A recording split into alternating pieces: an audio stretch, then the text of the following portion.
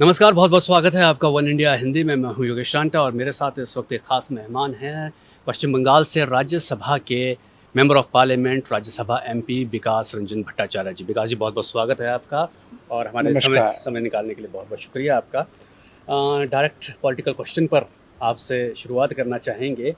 जिस तरह का मैंडेट मिला है इस बार के लोकसभा चुनाव के अंदर, उसमें एक बैलेंस बनाने की हालाँकि ये कह सकते हैं कि जनता ने कोशिश की है। आप इस मैंडेट को इंडिया गठबंधन के हिसाब से और नरेंद्र मोदी सरकार के हिसाब से किस तरह से देखते हैं?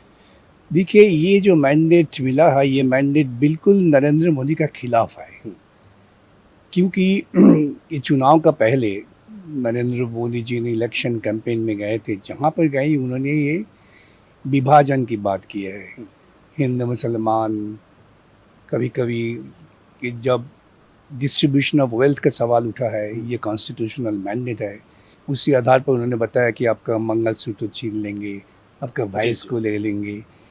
इसी तरीके से जितना ही वो डिवीज़न का बात किया है, उन्होंने ये मैसेज देना कोशिश किया कि डिवीज़न को रोकने के लिए संभव है आप मोदी का गारंटी। हुँ, इसको वो हाँ, आम आदमी को समझाने के लिए बताया कि मैं तो बायोलॉजिकल नहीं हूँ। हुँ, मैं सिर्फ़ भगवान मुझे भेजा है ये काम करने के लिए। जी, इसका मतलब है आम जनता आप मुझे मैंडेट दे दो, जो हम चाहते हैं करने के लिए वो है हुँ, हिंदू राष्ट्र। हुँ, सिर्फ ये हिंदू राष्ट्र बात नहीं बताया, लेकिन असल में जो किया है उनका जो हुँ, हुँ। इंग्रेडिएंट्स था कैंपेन का वो हिंदू राष्ट्र का था। इस मैंडेट का असर इसकी क्या देखेंगे आप? इस पूरा असर इसका क्या इसका देखेंगे? असर सबसे ज़्यादा इसका पॉजिटिविटी है कि हुँ, आम आदमी नरेंद्र मोदी को मैंडेट नहीं दिया है। हुँ, नरेंद्र मोदी को मैंडेट ना मिलने पर ये जो इंडिया गठबंधन हुआ है, जी, उसका फंडामेंटली इंडियन गठबंधन है Congress, left parties and other secular जी, पार्टीज फ्रॉम द साउथ। हुँ, ये सब मिलकर इनका अंदर में ये आत्मविश्वास हुआ है, हुँ, ये भरोसा जताया आपका अंदर कि जी, हम कोशिश करें तो हम रोक सकते हैं। हुँ, हुँ, इसी का असर आप देख रहे हैं कि पार्लियामेंट में जब लीडर ऑफ अपोजिशन का नाते राहुल गांधी जो बहस करते हैं, जी, इसमें ज़्यादा जोश है जी, और मोदी जी भाग रहे हैं। हुँ, मोदी जी ये बताया कि पार्लियामेंट के बाहर जाके मेरा गला टूटने का कोशिश कर रहे जी, हैं। जी, they are trying to throttle me. हुँ, ये मोदी जी पिछले पार्लियामेंट पे जोर से बताया कि हम अकेला कुछ है, मेरा जी, छाती है, हम ही हैं, हुँ, मेरे गारंटी है। ये आधार पर ये चुनाव का जो रिजल्ट ये बहुत पॉजिटिव है। हुँ, हुँ, आम आदमी को दिल में ये भरोसा जताया, विश्वास जताया कि आम आदमी अगर ठीक ढंग से चुनाव में और सड़क पर जो लड़ाई हो जी। रहा है, ये लड़ाई में भी वो अपना ज़िम्मेदारी निभाए, तो देश में सेकुलर फोर्सेस को ज़रूर विजय होगा, उसका जगह मिलेगा। जी, आपने सेकुलर फोर्सेस की बात की है, ज़ाहिर तौर पर पिछले 10 साल में आरोप लगते रहे हैं नरेंद्र मोदी गवर्नमेंट पर कि जो सामाजिक ताना-बाना था, एक सेकुलरिज़्म, प्लुरलिज़्म जिसको लिए भारत जाना जाता था, उस पे काफ़ी नुकसान हुआ है।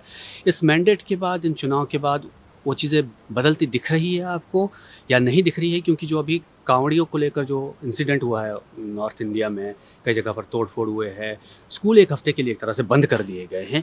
क्या उन चीज़ों पर भी बदलाव दिख रहा है, माइंडसेट बदलेगा लोगों का? ज़रूर, एक कहानी में भी आप देखिए जितना जोश से उन्होंने ये शुरू किया था, हुँ, उसका अंदर में जितना जोश था, वो जोश में कामयाब नहीं हुई है। हुँ, उन्होंने पहले सोचा कि आप अपना आइडेंटिटी बता दो, हुँ, आप कौन हैं? हुँ, आपका नाम बता दो। इसका मतलब क्या था कि हिंदू मुसलमान डिवीज़न हो जाएगा। जी, हिंदू मुस्लिम डिवीज़न होने के नाते अगर वो जो जाएगा कंवारी वाली, उसमें तो गुंडा बदमाश लोग भी है। जी, जो जाते हैं सब जो धार्मिक है, तो जाए पूजा करने के लिए जाते हैं, ये तो नहीं है। जी, जी, उसमें भी बहुत सारे एंटी सोशल एलिमेंट भी है। हुँ, वो तो देखा है आपने, जी, क्या हुआ है। हुँ, एक आदमी को गाड़ी होता है, थोड़ा-सा किसी को धक्का लगा है, जैसे जी, उन्होंने रिएक्शंस दिखाया है, हुँ, ये तो सिर्फ़ गुंडागर्दी है, ये हुँ, में धार्मिक कोई सूचना है ही नहीं। जी, तो इस कवारी यात्रा में भी सुप्रीम कोर्ट का ये आदेश मिला, उसके बाद जी, सरकार ने करने के लिए बाध्य हुआ है, जी, ये हम कि करना ही पड़ेगा। हुँ, तो ये सिविल दबाव में हाँ, सरकार पड़ गई कि हम जो चाहे उसको हम नहीं कामयाब करने पड़ेंगे, इसका खिलाफ आवाज़ उठेगा, इसका खिलाफ आदमी लड़ेंगे। तो क्या सिविल सोसाइटी को भी आप लगता है कि एक तरह से सिविल बल सोसाइटी मिलेगा दोबारा सिविल सोसाइटी में भी थोड़ा बहुत सारे जोश आए हैं। से? देखिए 3-4 वर्ष पहले पीछे राहुल गांधी को पप्पू बोलकर वो बहुत हाशी मस्करा कर रहे थे। अभी तो उसको पप्पी बोलकर आप भगा नहीं सकते। जी।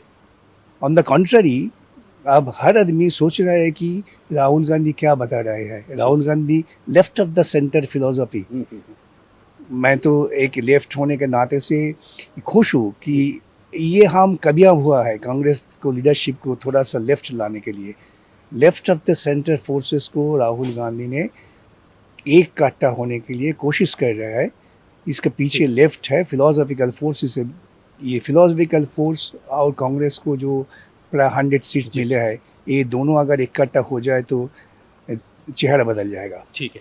क्योंकि पश्चिम बंगाल से आप आते हैं, पश्चिम बंगाल में इन चुनाव में हमने देखा कि ममता बनर्जी को बड़ी सफलता मिली, लेकिन अगर वहाँ पर ममता और लेफ्ट के और कांग्रेस के रिश्ते को देखा जाए, गठबंधन आप लोगों के बीच नहीं हुआ, अकेले चुनाव में आप लड़े, ममता बनर्जी जीत गई, लेकिन आपकी स्टेट पॉलिटिक्स को लेकर वहाँ पर सवाल उठ रहे हैं कि लेफ्ट वहाँ पर 34 साल रहने के बाद जो है स्टेट पॉलिटिक्स में और नेशनल पॉलिटिक्स में एक तरह से पश्चिम बंगाल से वॉश आउट हो गई। ये तो आपात दृष्टि से ये मालूम हो सकता है, प्राइमा फेसी सरफेस से ये मालूम हो सकता है कि लेफ्ट कहाँ पर नहीं है, लेकिन ज़मीन पर जहाँ हर आदमी आम आदमी आपका रोजगारी के लिए लड़ रहे हैं, शिक्षा के लिए लड़ रहे हैं, उसी ज़मीन पर लेफ्ट है। ये चुनाव जो नतीजा निकला, ये चुनाव नतीजा निकला क्योंकि बीजेपी का खिलाफ लेफ्ट ने जो आवाज़ उठाया, इसका फसल उठाया ममता ने। बंगाल में ये सोचा है कि बीजेपी के खिलाफ सीपीआईएम तो अभी वीक है, ठीक है हम ममता को वोट बोल रहे हैं। लेकिन फिर चुनावी राजनीति में अगर लेफ्ट है तो वो कैसे आगे बढ़ेगा? अगर चुनाव ये स्थिति रही है, ये कई जगह और भी देखा है। ये शक हर आदमी के मन में है कि अगर लेफ्ट एक भी सीट ना जीत पाए तो उसका एग्जिस्टेंस का क्या होगा। लेकिन मेरा सवाल है, एग्जिस्टेंस लेफ्ट का ज़मीन पर लड़ाई का मैदान पर है, इसका असर चुनाव में ज़रूर पड़ेगा। इस बार नहीं पड़ा है लेकिन 26 में पड़ेगा। अच्छा, ये हम कॉन्फिडेंट है। ठीक। बंगाल में जितना भी ये घोटाला हो रहा है, घोटाला के खिलाफ लेफ्ट फोर्स से लड़ रहे हैं।